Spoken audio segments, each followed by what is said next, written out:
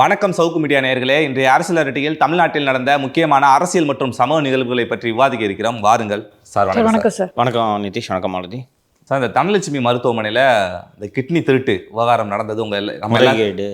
சரி, கிட்னி முறைகேடு நடந்தது நம்ம எல்லாருக்குமே தெரியும். வார்த்தையில் எப்பவும் கவனமாக இருக்கணும். மாஸ்டர் சொல்லியிருக்காருல, கிட்னி முறைகேடு நடந்தது நம்ம எல்லாருக்குமே தெரியும் சார். தனலட்சுமி ஸ்ரீனிவாசன் மருத்துவமனையோட உரிமையாளரோட மகன் கதிரவன் அவர்கள்ட்ட கேட்டிருக்காங்க. அதை பற்றி அந்த முறைகேடை வச்சு நான் சம்பாதிச்சிருந்தேன்னா நேரம் ஒரு ரோல்ஸ் ராய்ஸ் காரை வாங்கியிருக்க முடியுமா அப்படின்னு சொல்லிட்டு எங்கள் அப்பாவோட ரோல்ஸ் ராய்ஸ் காரே 14 கோடி அப்படின்னு சொல்லியிருக்காரு சார். அவர் டிஎம்கேவோட எம்எல்ஏவும் கூட சார். நாச்சநல்லூர் எம்எல்ஏ. அது மட்டும் சொல்ல வேற என்ன சொன்னார் அவர்? ரோல்ஸ் ராய் கார் வாங்கினா திருப்பூர்ல இருக்க மொத்த கிட்னியும் நான் உருவி இருக்கணும் அப்படின்ற மாதிரி சொல்றாரு. மருந்து செலவு, டாக்டர் ஃபீஸ் எல்லாம் கொடுத்தது போக எனக்கு ஒரு 2 லட்ச ரூபா 3 லட்ச ரூபா கிடைக்கும். எங்க அப்பாவோட ரோல்ஸ் ராய்ஸ் காரோட விலை தெரியுமா? அது 14.5 கோடி. நான் பண்ண மொத்த ஆபரேஷனே 252 தான். 2 லட்ச ரூபான்னு வச்சுக்கிட்டா எப்ப நான் ரோல்ஸ் ராய்ஸ் பண்றது? திருப்பூட்டூர்ல இருக்க எல்லா கிட்னியும் அவரு அது மருத்துவம் வியாபாரமாகி விட்டது என்பது எல்லோருக்குமே நமக்கு தெரியும். இருந்தாலும் அவர் அதை அந்த மேடையில் சொல்லிய விதம் இருக்கிறது அல்லவா? ஒரு ஆப்ரேஷன் பண்ணால் இவ்வளோ சார்ஜ் ஆகுது, அதில் இத்தனை டாக்டருக்கு நாங்கள் ஃபீஸ் கொடுக்கணும், அதெல்லாம் கொடுத்தது போக ஒரு ஆப்ரேஷனுக்கு 2-3 லட்ச ரூபா தான் நிற்கும். எங்கள் அப்பாவோட ரோல்ஸ் ராய்ஸ் கார் விலை எவ்வளோ தெரியுமா? 14 கோடி. அந்த அளவுக்கு நான் கார் வாங்கினேன்னா நாங்கள் இது வரைக்கும் 252 கிட்னி ஆப்ரேஷன் தான் பண்ணியிருக்கோம். எங்கள் அப்பா மாதிரி ரோல்ஸ் ராய்ஸ் கார் வாங்கணுன்னா நான் இந்த ஊரில் இருக்கிறவங்க எல்லாரும் கிட்னியும் எடுத்தால் தான் அந்த மாதிரி கார் வாங்க முடியும்னு சொல்கிறாரு. அப்படின்னா அவருக்கு இந்த முறைகேட்டின் மீது விசாரணை நடைபெறாது, நமக்கு எந்த பாதிப்பும் வராது என்பது அந்த கதிரவனுக்கு நன்றாக தெரிந்திருக்கிறது. நான் நேற்று ரொம்ப வருத்தப்பட்டு சொன்னேன். இந்த கிட்னியை தானமாக கொடுத்தார்களோ அல்லது விற்பனை செய்தார்களோ அவர்களுக்கு 3 முதல் 5 லட்சம் ரூபாய் வரை கொடுக்கப்பட்டிருக்கிறது. ஆனால் உண்மையிலேயே மருத்துவமனை 50 லட்சம் ரூபாய்க்கு மேலே 50 லட்சம் முதல் 1 கோடி ரூபாய் வரை வாங்கியிருக்கிறார்கள் என்பதை நான் நேற்று பதிவு செய்தேன். இந்த கதிரவன் சொல்கிறாரு 2-3 லட்ச ரூபா தான் நிற்கும்ன்ட்டு. அவ்வளவு பணத்தையும் என்ன வங்கி காசோலை மூலமாக வாங்குவாங்க? பார்க்குறவங்களாம் என்ன பைத்தியக்காரனா? 2-3 லட்ச ரூபாய்க்காக இவ்வளோ ரிஸ்க் எடுத்து ஒரு புரோக்கர் ஒருத்தனை இதுக்குன்னே போட்டு போய் கிட்னி யாரெல்லாம் கிட்னி விற்கிறாங்களோ அவங்களெல்லாம் பிடிச்சிட்டு வான்னு சொல்லி விதிகளை எல்லாம் மீறி 2 லட்ச ரூபாய்க்காக இவ்வளோ கஷ்டப்பட்டு நீங்கள் பண்ணீங்க? நம்புகிற மாதிரி இருக்காது. இந்த 2 லட்ச ரூபாய்க்காக நீங்கள் எதற்காக விதிகளை மீறி சான்றிதழ்களை போலியாக தயாரித்து இவ்வளோ விதிமீறல்களை செய்து அரசின் அனுமதியை மீறி எதற்காக இவ்வளோ ரிஸ்க்கை எதுக்கு ஏன் எடுக்கணும்? ஏன் மற்ற ஹாஸ்பிட்டல்ஸ் இதை பண்ணல? நீங்கள் இதை பண்ணியிருக்கீங்க. உங்கள் ஹாஸ்பிட்டல் மீது இந்த குற்றச்சாட்டுகள் எழுகிறது என்றால் கிட்னியை பெரும் நபர்களிடமிருந்து நீங்கள் 1 கோடி ரூபாய் வரை வாங்கியிருக்கீர்கள். அந்த 1 கோடி ரூபாயை ஹாஸ்பிட்டலில் பேங்க் டிரான்சாக்ஷன்லையா பண்ணுவாங்க? ரொக்கமாக வாங்கியிருப்பீர்கள்.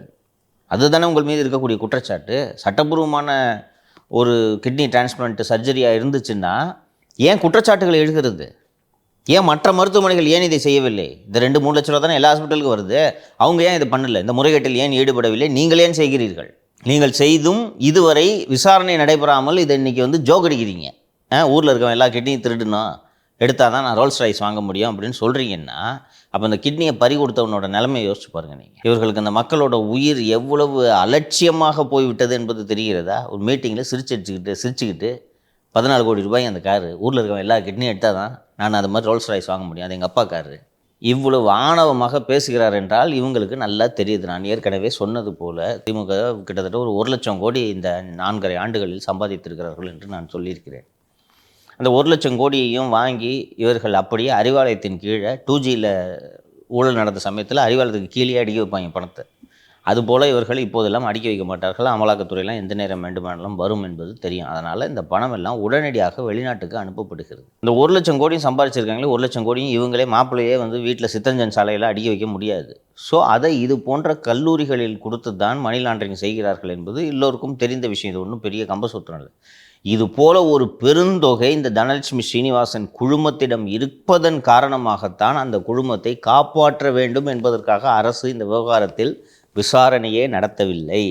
ஆண்டாளர்கள் கல்லூரி மற்றும் அதன் சொத்துக்களை வாங்குவதன் மூலமாக தேமுதிக என்ற கட்சியை கட்டுப்பாட்டுக்குள் கொண்டு வர வேண்டும் என்று முடிவெடுத்தது தனலட்சுமி ஸ்ரீனிவாசன் குழுமம் அல்ல, திமுக தலைமை மாப்பிள்ளை சார் எடுத்த முடிவு.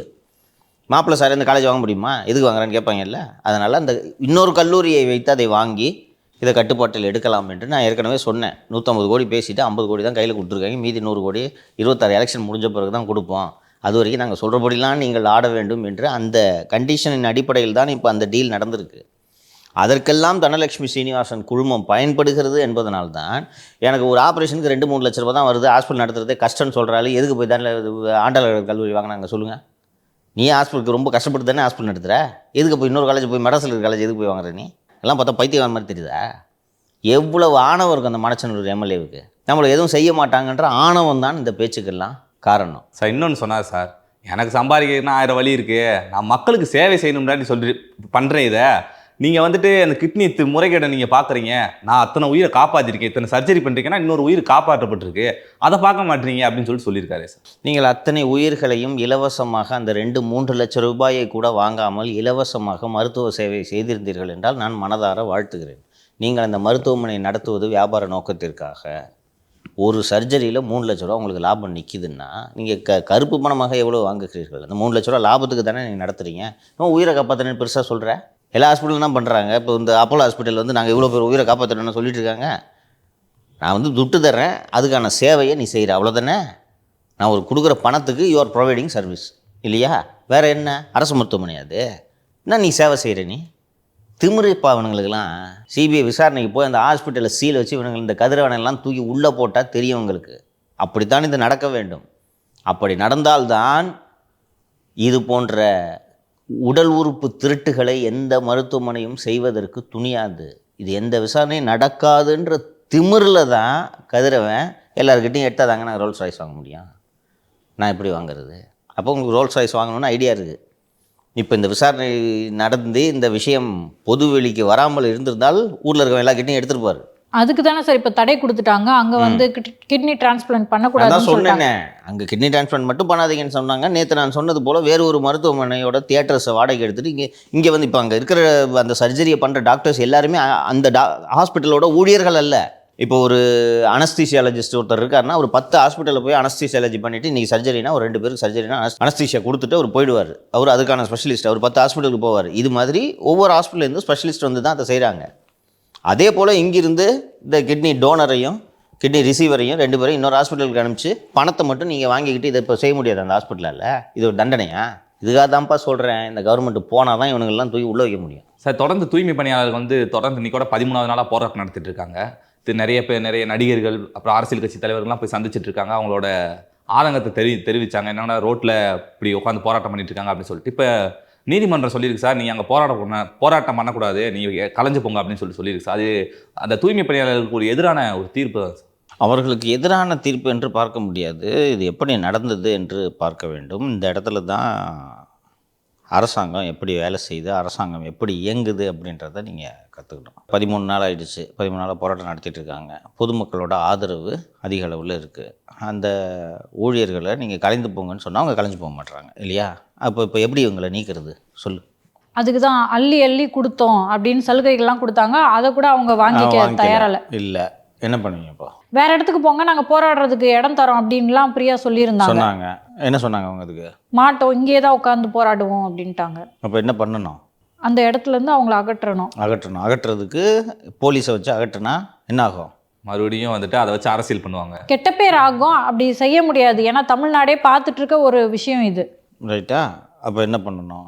யாராவது பொதுமக்களில் ஒருவரை காவல்துறையாக செட்டப் பண்ணி, நான் அந்த வழியாக நடந்து சென்று கொண்டிருந்தேன், நடைபாதையெல்லாம் ஆக்கிரமிச்சுக்கிட்டு இவங்க போராட்டம் நடத்திட்டு இருக்காங்க, எனக்கு நடைபாதைக்கு இடையூறாக இருக்குது, அவர்களை அகற்றுங்கள் அப்படின்னு ஒருத்தர் வந்து போலீஸில் கம்ப்ளைண்ட் கொடுப்பாங்க. கம்ப்ளைண்ட் கொடுத்துட்டு உடனே நான் இந்த மாதிரி முந்தா நாள் வந்து அவங்கள அகற்றுங்கன்ட்டு நான் கம்ப்ளைண்ட் கொடுத்துருந்தேன், இந்த போலீஸ் பாருங்கள் இன்னும் அகற்றலை, அவர் அகற்றணும்னு உத்தரவிடுங்கன்னு சொல்லிட்டு நீதிமன்றத்தில் பொதுநல வழக்கு போடுவாங்க. அப்போ அந்த இன்ஸ்பெக்டர் சார்பாக யார் ஆஜராவா? அரசு தரப்பு வழக்கறிஞர் தான். அரசு தரப்பு வழக்கறிஞர். அரசு தரப்பு வழக்கறிஞர்னா யார்? ஒரே அரசு தரப்பு வழக்கறிஞர் யார்? வில்சன் அவர்கள் தான். அவர் அரசு தரப்பு. ரவீந்திரன் அவர் வந்து என்ன சொல்லுவார்? இது மாதிரி போராட்டம் பண்ணிட்டு இருக்காங்க, போலீஸ் வந்து அவங்கள கைது பண்ண முடியாது, அப்புறப்படுத்த முடியாது, அதனால எங்களுக்கு அந்த மாதிரி அதிகாரம் இல்லை. அதெல்லாம் இல்லை. இந்த போராட்டம் அனுமதி இல்லாமல் நடக்கும் போராட்டம். இந்த போராட்டம் நடத்துறதுக்கு காவல்துறைகிட்ட எங்கேயும் அனுமதி வாங்கவில்லை. சென்னையில் போராட்டம் நடத்துவதற்கென்று காவல்துறை 3 இடங்களை தேர்வு செய்து வைத்துள்ளது. இவர்கள் அந்த இடத்தில் சென்று போராட்டம் நடத்துவதற்கு எங்களுக்கு எந்த ஆட்சேபனையும் இல்லை. நீங்கள் அங்கே போய் போராட்டம் நடத்துங்கன்னு நாங்கள் இவங்ககிட்ட சொல்லிவிட்டு அவங்க கேட்க மாட்டுறாங்க. அப்போ கோர்ட்டு என்ன சொல்லுவோம்? எல்லாத்தையும் அந்த இடத்த விட்டு அப்புறப்படுத்துங்கன்னு சொன்னோம். கலைந்து செல்லுங்கள் சொல்லுமா? அவங்க கலைந்து செல்லுங்கள் என்று சொன்னதும் அதுக்கப்புறம் என்ன நடக்கும்? அதான் போலீஸை குவிச்சிட்டாங்க சார். அங்கே வந்துருச்சா? போலீஸை விட்டு கோர்ட்டு உத்தரவு போட்டுச்சிங்க இருக்கக்கூடாதுன்னு. நீங்கள் இங்கே காலி பண்ணனா கண்டெம்ட் ஆஃப் கோர்ட்டு. போய் ராஜரத்னம் ஸ்டேடியம் பக்கத்தில் உட்காந்துங்க, இல்லைன்னா சிவானந்த சாலையில் போய் உட்காருங்கன்ட்டு சொல்லுவாங்க. ரைட்டா? இப்போ கலைஞ்சு முடிஞ்சா? இப்போ போராடுறவங்க என்ன சொல்கிறாங்கன்னா, இங்கே தான் குமரகுருபர் இருக்கார், கார்ப்பரேஷன் இருக்குது, ஸோ இங்கே தானே நாங்கள் வேலை பார்த்தோம், அப்போ இங்கே தானே உட்கார முடியும், நாங்கள் களைய மாட்டோம்னு சொல்லியிருக்காங்க சார். அதுக்கு அனுமதிக்க மாட்டாங்கல்ல சார்? சாயங்காலத்துக்குள்ளே அடித்து தூக்கி போட்டுருவாங்க. அப்படி இல்லைன்னா இன்றைக்கி இரவோடு இரவாக மீடியாலாம் இல்லாத சமயத்தில் மொத்த பேர் ரவுண்டு கட்டி தூக்கி ஒரு லாரியில் ஏற்றி கொண்டு போய் போட்டு குப்பை போலவே அவங்கள போட்டு போயிடுவாங்க. இப்போ இதோட இந்த பிரச்சனையோட முடிவு கட்டப்பட்டுருமா சார்? அவ்வளோதான். இதுக்கு மேலே எப்படி போராடுவீங்க? அப்போ சொன்னேன் நான், தனியார் நிறுவனம் ஆள் இல்லைன்னா அவங்க வேலைக்கு எடுக்கணும், வேலைக்கு அவங்க வேக்கன்சியை ஃபில்அப் பண்ணணும்னு சொன்னேன். அந்த வேலையும் போச்சுன்னா? ஸோ இப்போ இந்த இடத்துல இருந்து இன்னொரு இடத்துல போயிட்டு அவங்களுக்கு உட்காந்து போராட்டம் பண்ணாங்கன்னா இந்த அளவுக்கு அட்டென்ஷன் கிடைக்காதாங்க சார்? யார் கண்டுக்குவா? சென்னை நகரோட மையப்பகுதியில் இருக்கிறதுனால எல்லாம் போயிட்டுக்கிட்டு வந்துட்டு இருக்காங்க. ராஜரத்னம் ஸ்டேடியத்தில் அவங்க உட்காந்துக்கிட்டு இருந்தால் எவ்வளோ நாள் உட்காருவாங்க? உட்காந்துக்க. இன்னொன்று கோர்ட்டில் அப்படி சொல்லுவாங்க, அனுமதிக்கப்பட்ட இடம் இருக்குது, அனுமதிக்கப்பட்ட இடத்துல தான் போராட்டம் நடத்தணும்னு. இப்போ போய் நாங்கள் அங்கே உட்காந்துக்கிறோன்னு சொன்னால் நீங்கள் முன்னதாகவே எழுத்துப்பூர்வமாக அனுமதி வாங்கணும்னு சொல்லுவாங்களா மாட்டாங்களா? எழுத்துப்பூர்வமாக அனுமதி வாங்கிட்டு அதுக்கப்புறம் போய் உட்காருங்க. ஏன்னா இப்போ பொதுமக்கள்லாம் வந்துட்டதுனால இப்போ திருப்பி எல்லாரும் போக ஆரம்பிச்சிட்டாங்கன்னா இனிமேல் உங்களை உட்கார விட மாட்டாங்க. சார் இப்போ தொழிலாளர்கள்லாம் பாவம் இல்லையா சார்? அவங்களோட வாழ்வாதாரம் போச்சு இல்லை சார்? பாவம் தான். என்ன பண்ண முடியும்? இந்த பாவத்துக்கு காரணம் என்ன? 2021 செய்த பாவம் என்ன பாவம்? அவரை ஆட்சியில் அமர்த்தியது. திமுகவுக்கு ஓட்டு போட்டது தான் அந்த பாவம். அதுக்கு அனுபவிச்சு தான் ஆகணும். துப்புரவு தொழிலாளர்களுக்கு எதிரான தீர்ப்பு கிடையாது இது. நிச்சயமாக அது அவங்களுக்கு எதிரான தீர்ப்பு கிடையாது. அதாவது இந்த செட்டிங்கை சொல்கிறேன்ல, தேன்மொழி என்ற சென்னை நகர வாசி ஒருவர், நான் சாலையில் சென்ட்ரல் வழியாக நடந்து கொண்டிருந்தேன், சென்ட்ரலுக்கு செல்வதற்காக நடந்து கொண்டிருந்தேன், அப்போது அந்த பிளாட்ஃபாரத்தை அடைத்து கொண்டு அவர்கள் போராட்டம் நடத்தினார்கள். இவர்களை அப்புறப்படுத்துங்கள் என்று நான் காவல்துறையில் புகார் அளித்தேன். காவல்துறை அவர்களை அப்புறப்படுத்தவில்லை. அவர்களை அப்புறப்படுத்துமாறு காவல்துறைக்கு உத்தரவிடுங்கள்னு கோர்ட்டுக்கு போகிறாரு. கோர்ட்டை என்ன பார்க்கும்? என்ன அஜிடேஷன் இது? இல்லை சார் அவங்க இந்த துப்புரவு தொழிலாளிங்க ஏன் அப்புறம் அவங்க ஏன் இங்கே வந்து உட்காந்துட்ருக்காங்க? அது பர்மிட்டட் பிளேஸா? இல்லை சார் அது பர்மிட்டட் பிளேஸ் இல்லை. அப்புறம் ரிமூவ் பண்ண வேண்டியது என்ன? இல்லை சார் அவங்க 15 நாள் போராடிட்டு இருக்காங்க. சரி அவங்களை கலைஞ்சு போக சொல்லுங்கள், இல்லைனா ரிமூவ் பண்ணுங்கள், போட்டார் ஆர்டரு, அவ்வளோதான். இதுக்கு மீறியும் அவங்க களைய மாட்டோம்னு சொல்கிறாங்க, உட்காந்துட்டே இருப்பேன்னு சொல்கிறாங்க, அப்படின்னா நீதிமன்ற அவமதிப்பு ஆகிடும். நீதிமன்ற அவமதிப்பு. அதுக்காக நீதிமன்றம் அதில் தலையிட்டு அவங்களை ஏன் அப்புறப்படுத்தவில்லைன்னுலாம் கேட்காது. இவங்க இதை சாகா வச்சு எதுக்கு இப்போ போலீஸை கூப்பிச்சாங்க சொல்லுங்கள்? கோர்ட்டு கலைந்து போக சொல்லுங்கள், அவர்களை கலைந்து போக சொல்லுங்கள்ன்றதான் நீதிமன்றம். இது வரைக்கும் நம்ம தெரிஞ்சுக்கிட்டதில் நீதிமன்றத்தோட உத்தரவு அவர்களை கலைந்து போக சொல்லுங்கள். கோர்ட்டு இது மாதிரி சொல்லிடுச்சு, கலைஞ்சு போங்கன்னு சொன்னாங்கன்னா அவங்க கலைஞ்சு போகிறாங்க. போகலன்றது அடுத்த கட்டம். எதுக்கு போலீஸோட எதுக்கு போகிறீங்க? அடிச்சு எல்லாத்தையும் தூக்குறது, கையில் கயிறு எல்லாம் தூக்கிக்கிட்டு போகிறாங்க, கைத்தை கட்டி இழுத்து எல்லாத்தையும் போகிறதுக்கு. கோர்ட்டு இப்படி உத்தரவு போட்டோன்னே அடுத்த வினாடி டிவியில் இப்போ தான் நியூஸ் ஓடிட்டு இருக்கு, அடுத்த வினாடி 500 போலீஸ் அங்கே இறங்குறீங்கன்னா என்ன அர்த்தம்? இப்போ தெரியுதா? இப்படி தான் அரசு செயல்படும். இது ஏன் இவங்க 14 நாளாக செய்யலைன்றது தான் நான் யோசிச்சுட்டு இருந்தேன். செஞ்சுட்டாங்க இன்றைக்கி. அதான் கோர்ட்டில் இந்த மேட்டர் லிஸ்ட்டாக அவருக்காக வெயிட் பண்ணிட்டு இருந்தாங்க. இந்த யோசனை அவர்களுக்கு தோன்றுவதற்கு இவ்வளவு நாள் ஆயிருக்கு, என்ன பண்ணுறது அப்படின்னு சார் ஒரு பெட்டிஷன், பொதுமக்களில் ஒருவரை பொதுநல வழக்கு தொடர சொல்லலை, செய்யலாம். இந்த ஐடியா யார்? ரவீந்திரன் தான் கொடுத்துருப்பாரு. நீ ஒன்றும் கவலைப்படாதீங்க, நானே ஆஜராகி வாதாடி நீதியை நிலைநாட்டுகிறேன்னு நிலைநாட்டார். சார் மதுரை மாநகராட்சி வரி முறைகேடு நடந்துச்சு. அதில் வந்துட்டு மேயரோட கணவருக்கு வந்து தொடர்பு இருக்குதா சொன்னோம். இப்போ மேயரோடைய கணவரை கைது பண்ணிருக்கதா செய்தி வந்து. பேர் பொன் வசந்த். மேயர், மதுரை மேயர் திருமதி இந்திராணி அவர்களின் கணவர் திரு பொன் வசந்த் அவர்களை சென்னையில் வைத்து கைது செய்திருக்கிறார்கள். இதுவரைக்கும் 20க்கும் மேற்பட்டவர்களை கைது செய்திருக்கிறார்கள். மதுரை மாநகராட்சியில் உதவி ஆணையராக வேலை பார்த்து தற்போது தூத்துக்குடியில் உதவி ஆணையராக வேலை பார்த்து கொண்டிருந்தவரும் கைது செய்யப்பட்டிருக்கிறார். நான் ஏற்கனவே குறிப்பிட்டது போல் இதில் சம்மந்தப்பட்டவர்கள் அத்தனை பேருமே, அதாவது ஒரு மதுரை கார்ப்பரேஷன் இருக்குன்னா அந்த கார்ப்பரேஷன் ஒட்டுமொத்த கார்ப்பரேஷன் ஊழியர்கள் அத்தனை பேரும் சேர்ந்து இந்த ஊழலில் ஈடுபட்டிருக்கிறார்கள்.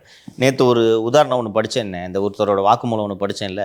ஒரு தனியார் நிறுவனத்திற்கு 1 கோடி ரூபாய் சொத்து வரி விதிக்கணும். நீ 1 ரூபா கூட கட்ட வேணான்னு சொல்லிவிட்டு அவனுக்கு அந்த வரியை கட்ட வேணான்ட்டு அவனுக்கு இது பண்ணிவிட்டு அதுக்கு பதிலாக ஒரு 5 லட்சம் 10 லட்சம் கொடுன்ட்டு வாங்கி கொண்டிருப்பது. இது ஒரு உதாரணம். கிட்டத்தட்ட 3 வருஷமாக இது நடந்துக்கிட்டு இருக்குன்னா என்னையா கவர்மெண்ட் நடத்துறீங்க? சரி, திருமதி இந்திராணி தானே மேயர், எதுக்கு அவர் கணவர் பொன் வசந்தை கைது பண்ணுறாங்க? இல்லை சார், நிறைய இடங்களில் வந்துட்டு என்னதான் மேயர் வந்து மனைவியாக இருந்தாலும் கணவர் தானே சார் எல்லாத்தையும் பார்த்துக்கிறது. அதுதான் அது தெரியுதான்றதுக்காக தான் கேட்டேன். எல்லா இடங்கள்லையும் ஏன்னா ஏன் வந்து மனைவிகளை வந்து கவுன்சிலராக மேயராக போடுறாங்க? நான் சொல்றது எல்லாத்தையும் கேட்பாங்க அப்படி இல்ல இடஒதுக்கீடு இருக்கும் போல, பெண்களுக்கான தெரியல. இடஒதுக்கீடு 33% இடஒதுக்கீடு, உள்ளாட்சிகளில் 33% இடஒதுக்கீடு பெண்களுக்கானது. இப்போ இங்கே ஒரு 100 வார்டு இருக்குன்னா அதில் 33 வார்டு பெண்கள் வார்டு, வேறு வழியே இல்லை. ஸோ பெண்களை ஃபில்லப் பண்ணணும்னா உண்மையிலே ஆக்டிவாக இருக்க பெண்களுக்கு எங்கே போகிறது? அம்மா நீ நில்லுமா அப்படின்னு வீட்டில் இருக்க மனைவி, சகோதரி, தாயார் எல்லாரையும் நிற்க வச்சுட்டு பார்க்க வேண்டிய வேலையெல்லாம் இவங்க பார்ப்பாங்க.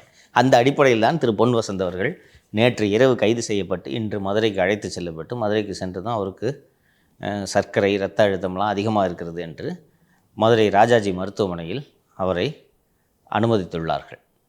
நான் ஏற்கனவே சொன்னது போல் நீதிமன்றம், குறிப்பாக மதுரை உயர்நீதிமன்ற நீதிபதி திரு எஸ்.எம். சுப்பிரமணியம் அவர்கள் மட்டும் இந்த விவகாரத்தை கையில் எடுக்காவிட்டால் 10 அடி ஆழத்தில் தோண்டி இதை புதைத்திருப்பார்கள். ஏன்னா ஒருத்தர் 2 பேர்னா மாட்டி விட்டுருவாங்க. ஒட்டுமொத்த மாநகராட்சியை இதை செஞ்சுருக்கு. ஜாலியாக எதுக்கு கார்ப்பரேஷனுக்கு துட்டு போயிட்டு இதுவும் கார்ப்பரேஷன் தான் அவன் கொடுங்கன்ட்டு வாங்கி போட்டுக்கிட்டு சந்தோஷமாக இருந்திருக்காங்க. ஸோ இப்போ கோர்ட்டு மானிட்டர்டு ப்ரோப்ன்றதுனால கோர்ட்டு வந்து ஒரு சீனியர் லெவல் ஆஃபீஸர், ஒரு டிஐஜி லெவல் ஆஃபீஸர் அபினவ் குமார்னு நினைக்கிறேன் யாரையோ அப்பாயிண்ட் பண்ணியிருக்காங்க. கோர்ட்டுக்கு திருப்பி போய் ப்ராக்ரஸ் ரிப்போர்ட் சப்மிட் பண்ணோம். அடுத்த ஹியரிங்கில் கேட்பார், ஏன்பா என்னப்பா பண்ண என்று கேட்கும்போது என்ன பண்ணான்ட்டு ஒரு விவரத்தை அவர்கள் அளிக்க வேண்டும். அதனால் வேறு வழி இல்லாமல் இந்த மேயரோட கணவரை பண்ணியிருக்காங்க. கிட்டத்தட்ட மதுரை கார்ப்பரேஷனில் எலெக்டட் மெம்பர்ஸு டிஎம்கே தானே அங்கே இதில் இருக்குது, அதிகாரத்தில் இருக்குது, ஒட்டு மொத்தமும் மாட்டியிருக்காங்கன்னா எப்படிப்பட்ட சிஸ்டம் மதுரையில் இயங்கிக்கிட்டு இருந்திருக்கு அப்படின்றத நம்ம புரிஞ்சுக்கணும். தைரியத்தை புரிஞ்சுக்க முடியலங்க சார். அரசே ஏமாத்துது. இந்த அரசு நிர்வாகமே இந்த ஊழலில் ஈடுபடுகிறது. ஒரு கார்ப்பரேஷன் ஆஃபீஸர்ஸுக்கு மேலே எலெக்டட் ரெப்ரசன்டேட்டிவ்ஸ் இருப்பாங்க. எலெக்டட் ரெப்ரசன்டேட்டிவ்ஸும் ஆஃபீஸர்ஸும் சேர்ந்துக்கிட்டு இந்த கொள்ளையை அடிக்கும்போது நீங்கள் யார்கிட்ட போய் முறையிடுவீங்க? இப்போ 2.5 வருஷமாக 3 வருஷமாக இது மாதிரி ஒரு ஊழல் நடந்துக்கிட்டு இருக்கு. வரி கண்ணன்ட்டு ஒருத்தர் நேற்று பேட்டி இது கொடுத்துருந்தாரு பார்த்தீங்களா? எனக்கு நான் அந்த மாதிரி வரியை குறைப்பேன், அதனால் என்னை எல்லோரும் வரிக்கண்ணன் என்று, பெரிய வரி குதிரவுது, வரிக்கண்ணன் என்று என்னை எல்லோரும் அழைக்க ஆரம்பித்து விட்டார்கள் அப்படின்ட்டு சொல்கிறாங்கன்னா எவ்வளவு சந்தோஷமாக இதை வந்து பண்ணிகிட்டு இருந்திருக்காங்க பாரு. மாட்டுகொன்ற அச்சமே இவர்களுக்கு இல்லை தெரிகிறதா? எவனாவது ஒருத்தன் கோர்ட்டுக்கு போவான், கோர்ட்டு இதை வந்து விசாரிக்கணும்னு உத்தரவு போட்டால் மாட்டிக்குவோம். ஏன்னா இப்போ 10 பில்டிங் இருக்குப்பா, 5 பில்டிங்குக்கு வந்து 1 லட்ச ரூபா வரி போடுற, மீதி இருக்கிற 5 பில்டிங்க்கு 10,000 ரூபாய் வரி போடுறேன்னா எப்படியா இந்த பில்டிங்க்கு 1 லட்ச ரூபா வரி, இந்த பில்டிங் எப்படியா 10,000 ரூபா வரும்னு என்றைக்கா இருந்தாலும் இது சிக்கலாகும். 10 வருஷம் கழித்து இது தோன்றினாலும் ஏன்பா நீ தான்ப்பா வரி போட்டிருக்க, ஏன்ப்பா இங்கே 1 லட்ச ரூபா இதுக்கு 10,000 ரூபாய் ஏன் வாங்கின சொல்லு என்று கேட்டால் நீங்கள் பதில் சொல்ல வேண்டும். அப்படி மாட்டுவோன்ற அச்சமே அவங்களுக்கு இல்லைப்பா. தெரியுதா என்னென்னா ஒட்டுமொத்த கட்சியும் அரசுமே ஊழலில் ஊறி திளைக்கிறது. அதான் சார், அவங்கள போயிட்டு நீங்கள் ஊழல் பண்ணவங்கள ராஜினாமா நீங்களா பண்ணிக்கங்க சொன்னப்ப நான் மட்டும் ஊழல் பண்ண நீ தானே பண்ண, அப்போ நீ ராஜினாமா பண்ண. ஆட்சியே ஊழல் ஆட்சியா? திராவிட மாடல் ஆட்சியே ஊழல் ஆட்சி. நீ பண்ணலையா? உன் மருமகன் சம்பாதிக்கல, உன் மகன் சம்பாதிக்கல, என்ன வந்து ரிசைன் பண்ண சொல்கிறேன்? அதுவும் டைரக்டா முதல்வர் ஸ்டாலின் அவர்களையே சேலஞ்ச் பண்றாங்க இவங்கெல்லாம். சேலஞ்ச் பண்ணணுமா? உங்கள் கட்சியோட அதுவும் மதுரையை சேர்ந்த அமைச்சரே சொன்னாரா இல்லையா? மகன் ஒரு 15,000 கோடி, மருமகன் ஒரு 30,000 கோடி சம்பாதித்து விட்டான்னு 2 வருஷம் முன்னாடி சொன்னார். அப்போ அது அப்போ கணக்கு. அவர் பிடிஆர் பேங்கிங் தெரிஞ்சவர், அவர் சொல்கிறாருன்னா அமௌண்ட் கரெக்டாக இருக்குது. இப்போ கிட்டத்தட்ட ஒரு 1.5 லட்சம் கோடி வந்திருக்கும். நீங்கள் அவ்வளோ சம்பாதிக்கிறீங்க, கீழே இருக்கவனுக்கு கொடுக்குறீங்களா? கொடுக்காதனால தான் அவன் வீட்டு வரி ஆட்டையை போட்டுட்டான். கோர்ட்டுனால தான் இது நடக்குது. நல்லா மீண்டும் மீண்டும் நான் சொல்கிறேன், நீதிமன்றம் மட்டும் இதில் தலையிடாவிட்டால் ஒரு துளி, ஒரு இன்ச்சு விசாரணை நடந்திருக்காது. இதுக்கப்புறம் ஸ்ட்ரிக்டான ஆக்ஷன் இருக்குமாங்க சார்? இல்லாட்டி இது அப்படியே மீடியாலேருந்து மறையும் போது ஜாமீனில் வந்துருவாங்க அது மாதிரி? கிராஸ் ஜாமீனில் கொடுத்துதாம்மா அவனை. நீ ஒருத்தன் அரெஸ்ட் ஆகிட்டானா அவனை நிரந்தரமாக அவனை ஜெயிலில் இருக்கணுன்றதுலாம் அது நியாயமற்ற வாதம். ப்ராசஸ் ஸ்டார்ட் ஆகிடுச்சுன்னா அதுக்கப்புறம் அதை மூடுறது அவ்வளோ ஈஸி. நேற்று பாருங்கள், உச்சநீதிமன்றத்தில் அமைச்சர் திரு எம்.ஆர்.கே. பன்னீர்செல்வம் அவர்கள் மீதான சொத்து குவிப்பு வழக்கு, அந்த வழக்கு அங்கே சென்றது. தமிழ்நாட்டில் லஞ்ச ஒழிப்புத்துறை அதிமுக ஆட்சி காலத்தில் திரு எம்.ஆர்.கே. பன்னீர்செல்வம் மீது சொத்து குவிப்பு வழக்கு போட்டது. 2 கோடி ரூபாய் கூடுதலாக வருமானத்திற்கு அதிகமான சொத்து. அது திமுக ஆட்சிக்கு வந்த உடனே இவங்க நாங்கள் மறுவிசாரணை செய்கிறோம் என்று சொல்லி மறுவிசாரணையை அபய்குமார் சிங் அவர்கள் தலைமையிலான லஞ்ச ஒழிப்புத்துறை மறுவிசாரணை நடத்தி, இவர் ஏழை, இவருக்கு வருமானத்திற்கு அதிகமான சொத்து அல்ல, வருமானமே இல்லை, இவர் பாவம், நானே என் பாக்கெட்டில் இருந்து ஒரு 5,000 ரூபாயை கொடுத்தேன்னு இவங்க ஒரு அறிக்கை கொண்டு க்ளோஸ் பண்ணுறாங்க. அது நீதிபதி திரு ஆனந்த் வெங்கடேஷ் அவர்கிட்ட வந்த உடனே, நீ எப்படி விசாரிச்சிருக்கிற பார்த்தியா அப்படின்ட்டு முதலேருந்து ஆரம்பி போ என்று உத்தரவு போட்டு அனுப்பி கீழ்கோர்ட்டில் திருப்பி விசாரிக்கணும்னு சொல்லிவிட்டார். அதை எதிர்த்து திரு பன்னீர்செல்வம் அவர்கள் உச்சநீதிமன்றம் செல்கிறார். உச்சநீதிமன்றம் சென்ற போது உச்சநீதிமன்றம், 1 வருஷத்தில் விவசாயம் பண்ணி 2 கோடி ரூபாய் சம்பாதிச்சிருக்கீங்க, இப்படி இந்தியாவில் விவசாயிகள் எல்லாம் சம்பாதிக்க தொடங்கினால் இந்தியாவே சுபிட்சமாக இருக்குமே, எப்போ அப்படி என்னப்பா பயிர் நீ விவசாயம் பண்ண என்று சொன்னதும் நாங்கள் வழக்கை வாபஸ் வாங்கிக்கிறோம் என்று சொல்லிவிட்டு வந்து விட்டார்கள். என்னன்னா அந்த ப்ராசஸை ஸ்டார்ட் பண்ணி விட்டா அது உங்களுக்கு அவ்வளவு எளிது கிடையாது. இப்போ அந்த விசாரணை நடந்துகிட்டு இருக்கா, ஒரு டிஐஜி தலைமையில் ஒரு அதிகாரியை போட்டிருக்காங்களா, அந்த டிஐஜிக்கு கோர்ட்டில் ப்ராக்ரஸ் காட்டணும். ப்ராக்ரஸ் காட்டுறதுக்காக என்ன பண்ணுவார்னா, இவர் டாக்குமெண்ட்லாம் எடுத்து ஆமாம் ஒரு வருஷத்துக்கு இத்தனை கோடி ரூபாய் அடிச்சிருக்காங்க, இந்த வரிகண்ணன் இவ்வளோ அடிச்சிருக்காரு, இவர் மேயரோட கணவர் திரு பொன்வசந்த் இவ்வளோ அடிச்சிருக்காருன்றது இதெல்லாம் ஆவணப்பூர்வமாக பதிவு செய்து நீதிமன்றத்தில் கொடுத்து விடுவார். நாளைக்கு அதுக்கப்புறம் 26 திருப்பி திமுகவே வருதுன்னு வச்சுங்க, இதை நீங்கள் உங்கள் இஷ்டத்துக்கு க்ளோஸ் பண்ணிங்கன்னா ஆனந்த் வெங்கடேஷ் மாதிரி ஒருவர் வந்து திருப்பி ஃபஸ்ட்லேருந்து விசாரின்னு சொன்னால் மாட்டிக்குவீங்க. இதுதான் தண்டனை. பொய் வழக்கு போட்டு நாமளே இவ்வளோ கஷ்டப்பட்டுக்கிட்டு இருக்கிறோம், உண்மை வழக்கில் போட்டு அவ்வளோ ஈஸியாக வெளில வந்துடுவாங்களா? ப்ராசஸ் ஸ்டார்ட் ஆகணும், அதுதான் கஷ்டம். அதில் ப்ராசஸ் ஸ்டார்ட் ஆகி கோர்ட்டு மானிட்டர் பண்ணது மாட்டிக்குவாங்க. சார் நேற்று கம்யூனிஸ்ட் கட்சி சார்பாக வந்துட்டு ஃபிடல் காஸ்ட்ரோ அவர்களோட 100ஆண்டு விழா அப்படின்னு சொல்லிட்டு ஒரு விழா நடந்துச்சு. அதில் வந்துட்டு பேசின முதல்வர் மு க ஸ்டாலின் அவர்கள் என்ன சொன்னார்னா, நானே கம்யூனிஸ்ட்டு தான், நானே பாதி கம்யூனிஸ்ட் தான், நானே பாதி கம்யூனிஸ்ட்டு தான், என் பேரே ஸ்டாலின் அப்படின்னு சொல்லிட்டு அவர் சொல்கிறார். சார் என் மூச்சில், அதே ஒரு டைலாக் கலைஞர் அவர்கள் சொன்னது போல், இது என் மூச்சில் என் உயிரில் ஓடிக்கி இருக்கிறது கம்யூனிஸ்ட் தான். நம்ம ஏன்னா ரத்த சிகப்பாக இருக்குது, கம்யூனிஸ்டுகளின் நிறம் சிகப்பு. நோட் பண்ணிங்கப்பா. நம்ம வந்துட்டு கூட்டணிக்காண்டி சேர்ந்தவங்க இல்லை, கொள்கை ரீதியாகவே சேர்ந்தவங்க தான். ஏன்னா எதுக்கு அது கூட்டணிக்காக சேர்ந்தவங்க இல்லைன்னு சொல்கிறேன்னு சொல்லு. பழக்க வழக்கமெல்லாம் பஞ்சாயத்தோடு இருக்கணும்.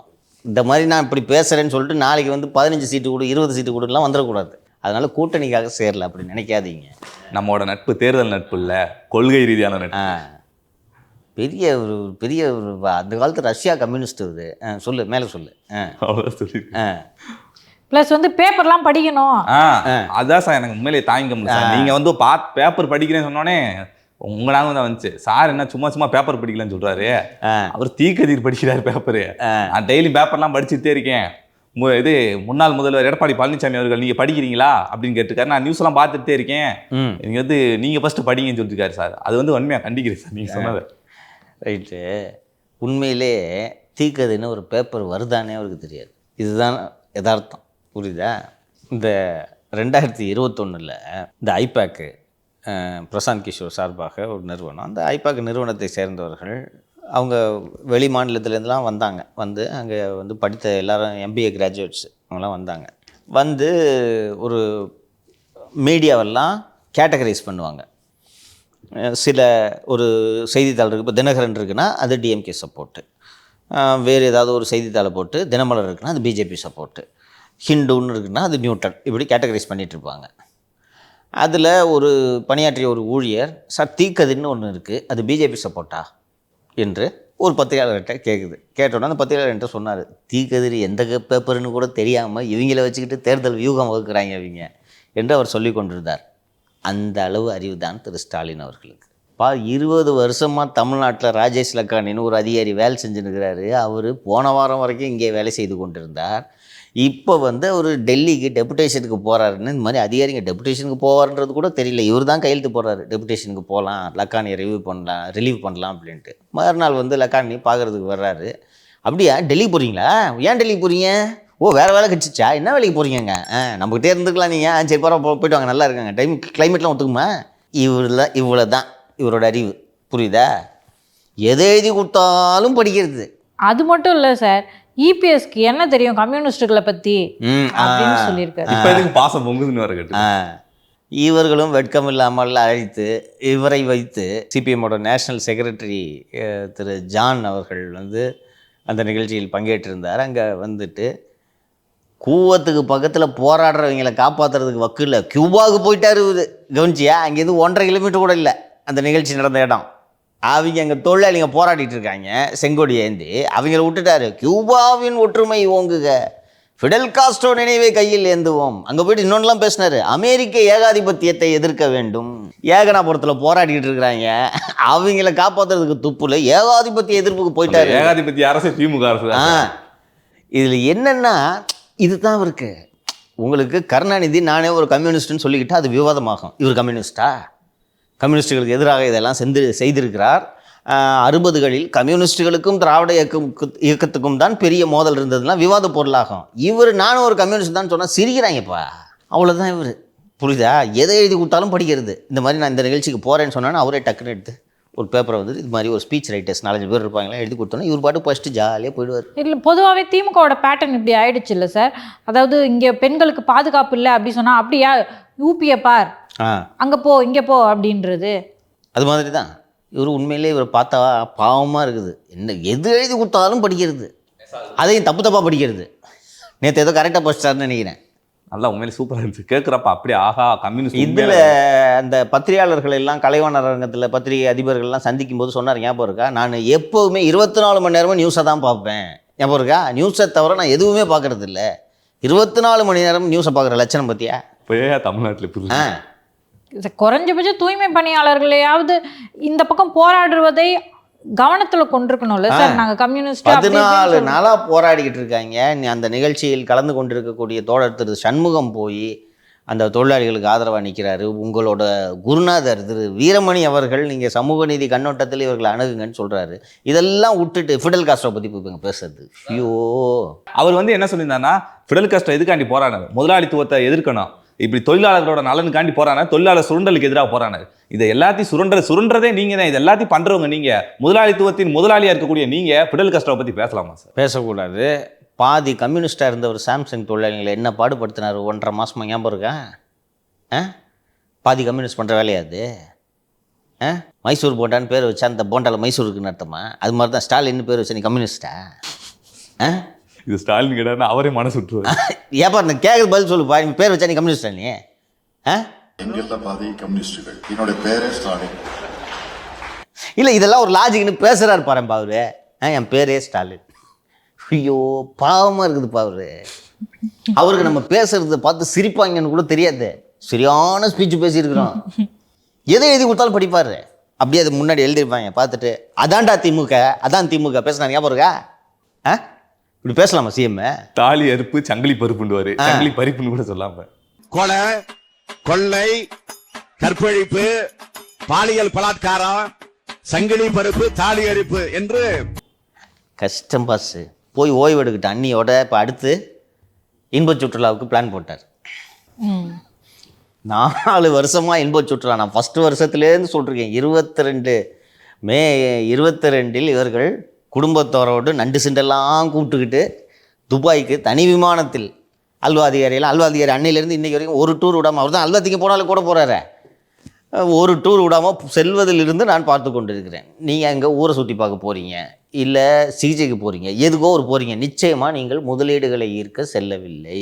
ஐரோப்பாவில் ஸ்பெயினோட பொருளாதாரமே நலிவடைந்து கொண்டிருக்கிறது என்று பொருளாதார வல்லுநர்கள் கருத்து கூறிக்கொண்டிருக்கும் போது ஸ்பெயின்லேருந்து போய் முதலீடு கூட்டின்னு வராராம். அந்த ஸ்பெயினில் போய் ஒரு பீங்காங் கம்பெனி கூட்டின்னு வரேன், டைல்ஸ் கம்பெனி ஒன்று முதலீடுக்கு கொண்டு வரேன்னு சொல்கிறேன். வந்துச்சா? ரோக்கா வந்துச்சா? எங்கே வந்துச்சு? எல்லாம் புரிந்துணர்வு ஒப்பந்தத்தில் கையெழுத்து போடுறாங்க. அந்த புரிந்துணர்வு ஒப்பந்தத்தை நீங்கள் நானும் இப்போ போடலாம், புரிஞ்சுக்கிறாங்க உங்களை அப்படின்னு தெரியுமா சார்? சும்மா சொல்லக்கூடாது சார். 35 லட்சம் இளைஞர்களுக்கு வேலை வாய்ப்பு உருவாக்கி கிழிச்சாங்க. இதான் சார். இப்போ திரு அன்புமணி வெள்ளை அறிக்கை கேட்டிருக்காரு சார். நீங்கள் வந்து வெளிநாடுகளுக்கெல்லாம் போனீங்க, நிதியை வந்து ஈர்க்கிறேன்னு சொன்னீங்க, அதுக்கு வெள்ளை அறிக்கையை கொடுங்க அப்படி கேட்டிருக்காரு. இதே போல் கடைசியாக ஒரு வெளிநாடு சுற்றுப்பயணத்திற்கு பிறகு சென்னை வந்த போது தான் என்று நினைக்கிறேன், விமான நிலையத்திலேயே வந்து இந்த மாதிரி கேட்குறாங்க சார் வெள்ளை அறிக்கைனா. அதெல்லாம் தேவையில்லை அப்படின்னு போயிட்டார். இவ்வளோ தான் பதில். திரு பழனிசாமி அவர்களும் அவரது அமைச்சரவை சகாக்களும் வெளிநாடுகளுக்கு போன போது கூட இல்லை. அதற்கு முன்பு இங்கே உலக முதலீட்டாளர்கள் மாநாடு அதிமுக காலகட்டத்தில், அதிமுக ஆட்சி காலத்தில் நடந்தபோது அப்போது வந்து இதே வெள்ளை அறிக்கை கேட்டவர் இதே ஸ்டாலின். நீங்கள் யோசிச்சு பாருங்களேன், இங்கே போய் சைக்கிள் ஓட்ட விடுவாங்க பாரு, இங்கிலாண்டில் சைக்கிள் ஓட்ட விடுவாங்க, போட்டில் போக விடுவாங்க. அது சார் அது நார்மல் வீடியோ வந்தால் பரவாயில்ல சார், 2Xல போட்டு விடுவாங்க. ஆமாம், நடக்கிறதே 2Xல போட்டால் தான். என்ன அண்ணி என்ன சார் போட்டில் போங்க சார், 2 பேர் சூப்பராக இருக்கும் அப்படின்வாங்க. இவரும் யோசிக்கவே மாட்டார். சூட்டு நல்லா இருக்குமா, கூலிங் கிளாஸ் ஒன்று போட்டுக்கிட்டு ஆசையே இல்லை இப்போலேன்ட்டு போய் கூசாமல் ஃபோட்டோவும் ரிலீஸ் பண்ணுவாங்க. நம்ம ஒரு முதலமைச்சர் இந்த பதவியின் கண்ணியத்திற்கு ஏற்ப நடந்து கொள்ள வேண்டும் என்பது இவருக்கும் தெரியாது. வருஷம் தவறாமல் போகிறாரா? நான் கேட்குறேன், இந்தியாவில் எந்த முதலமைச்சர்ப்பா இப்படி வருஷம் இந்த யோகி ஆதித்யநாத்னு ஒருத்தர் இருக்காரு, எத்தனை வெளிநாட்டுக்கு போயிருக்காரு? சித்தராமையா எத்தனை வெளிநாட்டுக்கு போயிருக்காரு? ரேவந்த் ரெட்டி எத்தனை வெளிநாட்டுக்கு போயிருக்காரு? அவங்களுக்கெல்லாம் முதலீடுகளை ஈர்க்க தெரியல. நீங்கள் நேரடியாகவே போய் முதலீடை ஈர்த்துக்கிட்டு வரீங்க இல்லையா? இல்லை, ஆக்சுவலி அவங்களுக்கு தெலுங்கானாலலாம் வந்து முதலீடை ஈர்த்தாங்கல்ல சார். முதலீடு கொட்டுது. என்ன சார் லேக் ஆகுறாங்க இவங்க? ஃபஸ்ட்டு முதலீட்டாளர்கள் உங்களை நாடி வருவதற்கு ஏற்ப இங்கே நீங்கள் சூழலை சரி செய்தால் ஆட்டோமேட்டிக்காக உங்களை தேடி முதலீட்டாளர்கள் வருவார்கள். முதலீட்டாளர்கள் நமக்கு ஒன்றும் சேவை செய்கிறதுக்கு வரல. ஒரு விஷயத்தை புரிஞ்சுக்கங்க, முதலீட்டாளர்களுக்கான வேலை, அவர்களோட நோக்கம் லாபம் சம்பாதிக்கிறது. ரைட்டா? சாம்சங் இங்கே ஒரு தொழிற்சாலையை தொடங்க வேண்டும் என்று முடிவெடுத்தால் தொழிற்சாலைகளை தொடங்குவதற்கு ஏற்ற சூழல் அங்கே இருக்கிறதா? பெரிய அளவில் நிலம் இருக்கிறதா? மின்சார கட்டணம் எவ்வளவு இருக்கிறது? தொழிற்சாலைக்கு பக்கத்தில் தண்ணீர் இருக்கிறதா? தொழிலாளர் பிரச்சனை இருக்கிறதா? அதை எல்லாவற்றையும் விட முக்கியமாக ஆளும் அரசு அதன் அமைச்சர்கள் லஞ்சம் குறைவாக கேட்கிறார்களா, அதிகமாக கேட்கிறார்களா? சுற்றுச்சூழல் தடையின்மை சான்று, வருவாய்த்துறை தடையின்மை சான்று, மின்சார இணைப்புக்கு தடையின்மை சான்று, இதெல்லாம் வாங்குறதுக்கு கஷ்டப்படணுமா, எளிதாக நடக்குமா? நிலங்களை பதிவு செய்வது எளிதா, கடினமா? லேபர் அவைலபிலிட்டி இருக்கா? இதெல்லாம் பார்த்துட்டு நமக்கு நம்ம நடத்துகிற தொடங்குகிற தொழிற்சாலையினால் லாபம் வரும்னா கண்ணை மட்டும் வருவான். அவனுக்கு லாபம் முக்கியம், ப்ரொடக்ஷனை அதிகரிக்கணும். அந்த மாநிலம் எவ்வளோ வரிச்சலுகையை தருகிறது, இவ்வளோ தான். இங்கே நீங்கள் வந்தீங்கன்னாலே மருமகனுக்கு தனியாக கட்டிங்க, மகனுக்கு தனியாக கட்டிங்க, டிஆர்பி ராஜாவுக்கு தனியாக கட்டிங்க, அதிகாரிகளுக்கு தனியாக கட்டிங்க. அவங்க தான் அரசு, ஃபஸ்ட்டு அவங்களுக்கு நீங்கள் அவங்க முடிச்சுட்டு தான் வரணும். அதிகாரிகளுக்கு தனியாக கட்டிங்க. இப்படி தனித்தனியாக ஒவ்வொருவருக்கும் கப்பம் கட்டி முடித்துவிட்டு தொழிற்சாலையை தொடங்குவதற்கு அந்த அடிக்கல் நாட்டு விழாவை நடத்துகிற சமயத்தில் உள்ளூர் கவுன்சிலர், வட்டச் செயலாளர், மாவட்ட செயலாளர், ஒன்றிய செயலாளர், பகுதி செயலாளர் என்று வரிசையாக வந்து அவர்கள் தனியாக லஞ்சம் கேட்கிறாங்க என்றால் எவன் வருவாங்க? எல்லா ஆட்சியிலும் லஞ்சம் இருக்குப்பா. அதிமுக ஆட்சியிலும் இருந்துச்சுப்பா, வாங்கினாங்கப்பா. நான் இல்லைன்னா சொல்லப்பா, ஏதோ ஒரு பர்சன்டேஜ் கொண்டு போய் நீ கொடுத்துட்டீங்கன்னா ஒரு பையன் வந்து உன்ட்ட காசு கேட்க மாட்டான். இதான் வேணும். பிஸ்னஸ் மேனும் கொடுக்கறதுக்கு ரெடி. யாரும் மகாத்மா காந்தி போல் இங்கே தொழில் நடத்துவதற்கு யாரும் அப்படித்தான் இருப்பேன் என்று பிடிவாதமாகலாம் யாரும் இல்லை. கொடுக்குறது ரெடியாக இருக்காங்க.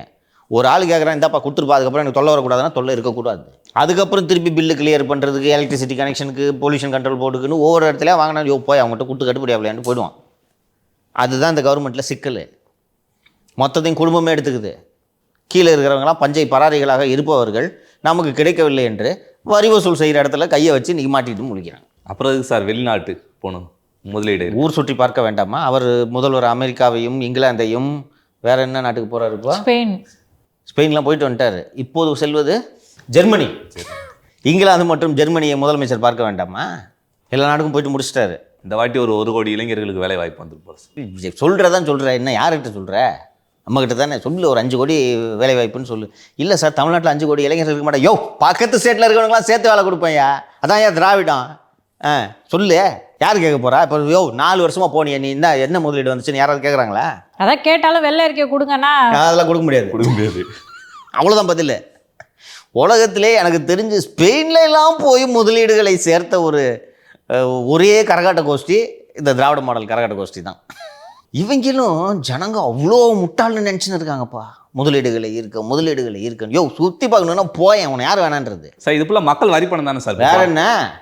அதனால தான் மக்கள் வரி பணத்தில் அல்வா அதிகாரிலாம் எதுக்கு போகிறாருன்னு தான் நான் கேள்வி கேட்குறேன். நீங்கள் உளவுத்துறை அதிகாரி, உன்னோட வேலை தமிழகத்தின் நலனுக்காக உளவு சேகரிப்பது. ஜெர்மனியில் போய் நீ என்ன உளவு சேகரிக்க போகிற? நீ ஒரு பிள்ளைங்களாம் அங்கே படிச்சுனுக்குது. ஐபியில் வேலை பார்த்தாரில்ல, வெளிநாடுகளில் வேலை பார்த்தாரில்ல, போய் அங்கே சேர்த்துட்டாரு. இங்கே தான் திராவிட மாடலில் ஸ்கூல் நல்லா இருக்குது, எங்கே சேர்க்க வேண்டியது தானே? சார், சீமான் அவர்கள் வந்து நான் செத்து சாம்பலானாலும் எந்த கூட்டணிக்கு போக மாட்டேன், தனி ஆள் அப்படின்னு சொல்லியிருக்காரு. நான் செத்து சாம்பலானாலும் அப்படின்ற இந்த அளவுக்கு இறங்கி சொல்லணுமா? அந்த அளவுக்கு பல பேர் இங்கே அவரை வந்து கூட்டணி போகணும்னு நெருக்கடி கொடுத்து கஷ்டப்படுத்துகிறாங்களோ? அப்படிலாம் யாரும் கூட்டணிக்கு நீங்கள் போயே ஆக வேண்டும் என்று நெருக்கடியெல்லாம் யாரும் கொடுப்பதாகவெல்லாம் எனக்கு தெரியவில்லை.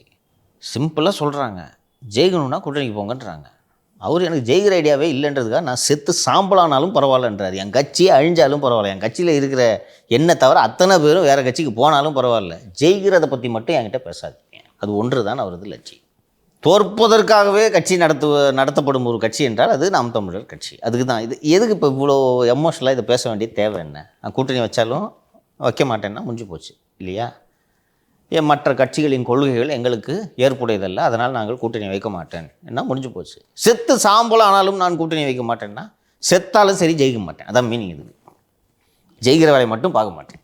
இப்போ ஒரு திருமாவளவன் அவர்களுக்கே இந்த நெருக்கடி இருக்கிறது. கட்சி தலைவராக அவர் இருக்கிறார், 4 பேர் எம்எல்ஏக்களாக இருக்கிறார்கள். ஜெயிச்சுட்டு 4 எம்எல்ஏ திரும்ப பேச்சை கேட்கலன்னா அவர் எதுக்கு திமுக இருக்கிறாருன்னு சொன்னீங்க? கூட்டணி விட்டு வெளியில் போகிறோன்னா அவர் மட்டும் போய் எங்கள் தனியாக நின்று போகிறீங்கன்னா ஒருத்தனை காணாமல் எடுத்து பார்க்கணும். கட்சி இங்கிட்டு போயிடும். சீமானுக்கு இந்த பிரச்சனையே இல்லை. ஜெயிச்சா தானேடா நீ இந்த சட்டம்லாம் பேசுவ, உன்னை ஜெயிக்க விட மாட்டேன். இது சிம்பிளாக நகைச்சுவையெல்லாம் ஒதுக்கி வைத்து விட்டு திரு சீமான் அவர்கள் இப்போது 8% வாக்குகளை பெற்றுவிட்டார். தமிழ்நாட்டில் ஒரு தொகுதியில் ஜெயிக்கிறதுக்கு எத்தனை சதவீத வாக்குகளை வாங்க வேண்டும்? 35 சார்? 35, 40 இல்லையா? சீமானோட கட்சி 35 எப்போ தொடும்? இன்னொரு 35 வருஷம் கழிச்சு. 35 வருஷம் 40 வருஷம் ஆகும். அப்போ 35 தொடலைன்னா நீங்கள் ஜெயிக்க முடியுமா? முடியாது. 8 வச்சுக்கிட்டு நீங்கள் 35 தொட முடியாது இல்லையா? அப்போ இந்த 8 ஏற்கனவே இருக்கிற 35ஓட சேரும்போது சீட்டாக கன்வெர்ட் ஆகும். கரெக்டாக? சிம்பிள். எனக்கு ஜெயிக்கிறதுக்கு ஐடியா இல்லைன்னா நான் எந்த பக்கத்தும் சேர மாட்டேன்னு நீங்கள் சொல்லுவீங்க. ஜெயிக்கணுன்ற என்ன இருந்துச்சுன்னா இங்கே சொல்லலாம். 12 வருஷம் ஆகுது இப்போ கட்சி ஆரம்பிச்சு இல்லையா? 12-13 வருஷம் ஆயிடுச்சு. 13 வருடங்கள் கழித்து தான் நீங்கள் 8ஐ தொட்டிருக்கிறீர்கள். அப்போ ஒவ்வொரு தேர்தலையும் இப்போ அடுத்த தேர்தலில் 8 9 ஆகலாம், 10 ஆகலாம், 15 ஆகலாம். 15 மட்டும் ஜெயிச்சிருப்பீங்களா? ஆனால் அந்த 8 ஏற்கனவே இருக்கிற 35ஓட சேர்ந்துச்சுன்னா வெற்றி உறுதி. கரெக்டாக? ஆனால் அதை நான் செய்ய மாட்டேன். இப்போ இருக்க இளைஞர்களுக்கு நான் செத்தாலும் கூட்டணி வைக்க மாட்டேன் அப்படின்னு சொல்லிட்டு சொல்கிறப்ப அப்படி ஒரு உணர்வா தமிழ் தேசியத்துக்காண்டி இப்படி ஒரு தலைவர் பிறந்து வந்திருக்காரு அப்படின்னு சொல்லிட்டு ஃபர்ஸ்ட் இயர் இல்லை சார், அப்படி ஒரு பார்க்குற ஒரு ஃபர்ஸ்ட் இயரில் அப்படி தான் இருக்கும். அப்படியே முறுக்கு ஏறும். சூப்பர் அண்ணே அப்படின்ட்டு. அப்புறம் வீட்டில் இருக்கிறது நிலத்தை கடன் வச்சு அடமானம் வச்சு கடனை வாங்கி தேர்தலெல்லாம் செலவு பண்ணி முடித்தவொடனே ஐயோ என்னடா இவன் பேச்சு கேட்டு இப்படி காசை விட்டுட்டோமே என்று அவர்கள் எண்ணுவார்கள். இங்கே நல்லா யோசிச்சு திரு சீமான் அவர்களை சுற்றி இருப்பவர்கள் எல்லாம் பார்த்தீங்கன்னா இதை வச்சு அவர்களுக்கு வியாபாரம் தெரியுதா? வியாபாரம் பார்த்துக்கிட்டே இருப்பாங்க. அவ்வளோதான். Simple calculation. ஒரு தேர்தலில் ஜெயிக்கிறதுக்கு போட்டிடுறியா, தோக்கிறதுக்கு போட்டிடுறியா, இவ்வளோதான்ப்பா. எதுக்கு ஒவ்வொரு 2 கட்சியும் திமுக அதிமுக 2 எடுத்துங்க, சின்ன சின்ன கட்சியெல்லாம் கூப்பிட்டு அங்கே வாங்க வாங்க வாங்கன்னு சொல்லிட்டு கூப்பிட்றதுக்கான காரணம் என்ன? ஜெயிக்கணும். உங்களுக்கு தான் ஜெயிக்கிற ஐடியாவே இல்லையே, அப்போ நீ என்ன பேசி என்ன பிரயோஜனம்? அதனால் அவர் அப்படித்தான். அவருக்கும் இந்த final year batch pass out ஆகி போனோடனே ஃபஸ்ட் இயருக்கு பசங்க அந்த ஒன்று மாதிரி பசங்க வந்துக்கிட்டே இருப்பாங்க. சேர்த்து இவங்களெல்லாம் வச்சு சின்ன பசங்களை வச்சு வித்த காமிச்சிட்டு ஜாலியாக அண்ணன் பொழுப்பு ஓட்டிகிட்டு இருப்பார். பஞ்சு டைலாகாக பேசிகிட்டு இருந்தால் ஜாலியாக இருக்குல்ல? அதை சூப்பராக அப்படி பார்க்குறப்ப ஆஹா அப்படி நரம்பு புடைக்க அப்படின்னு என் கையில் இந்த நாடு சிக்குச்சுன்னா சிக்காது கவலையப்படாது, சிக்காது. போங்க சார். தாவேக மாநாடு ஆல்ரெடி 25 சொல்லியிருந்தாங்க. அதுக்கப்புறம் 21ன்னு திரு விஜய் அறிவிச்சிட்டாரு. பர்மிஷன் கொடுக்காம இருந்தாங்க. அதோட அப்டேட் என்னங்க சார்? பர்மிஷன் கொடுத்து விட்டார்கள். மிக மிக பிரம்மாண்டமாக இந்த மாநாட்டுக்கான ஏற்பாடுகளை செய்து கொண்டிருக்கிறார்கள்.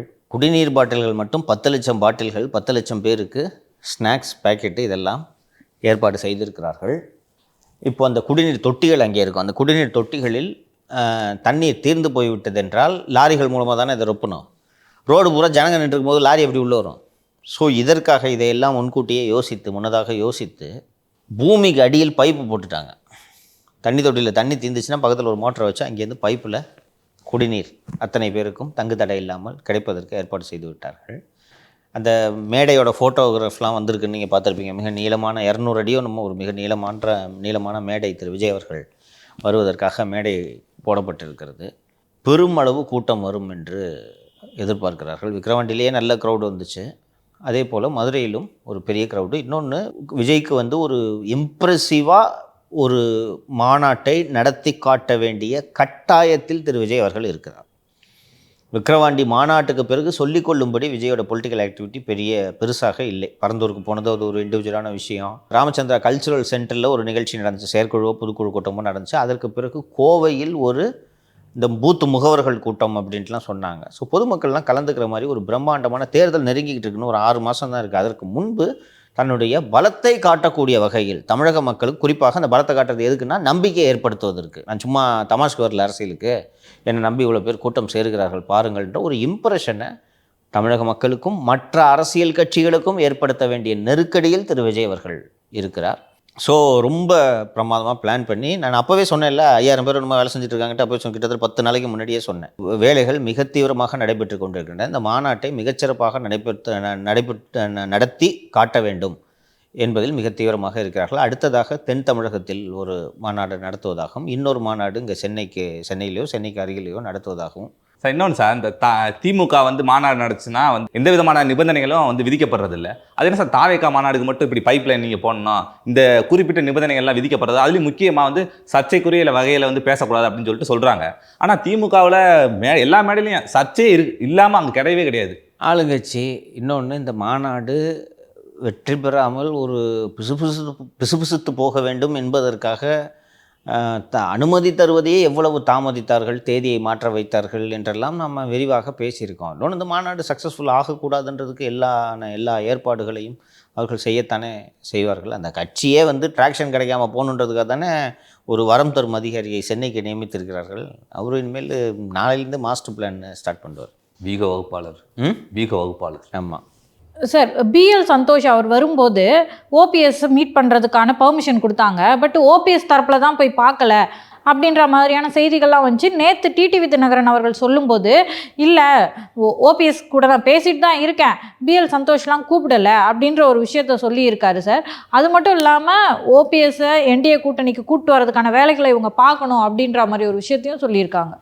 அவர் டிடிவி தினகரன் அவர்களுக்கு என்னவென்றால், ஓபிஎஸ்க்கு இது சந்தோஷமாக இருந்திருக்கும். ஃபஸ்ட்டு நம்மளை அவங்க கூப்பிடவே இல்லை, ஆனால் நம்மளை கெத்தாகிற மாதிரி நியூஸ் வருது, கூப்பிட்டு முடியாது, நான் அந்த பிஎல் சந்தோஷ் மாதிரி சின்ன ஆளெல்லாம் பார்க்கட்டும், ஒன்லி மோடி அப்படின்னு நம்மளுக்கு எத்தனை நினச்சிக்குவாங்க அப்படின்னு சந்தோஷமாக இருந்தார்.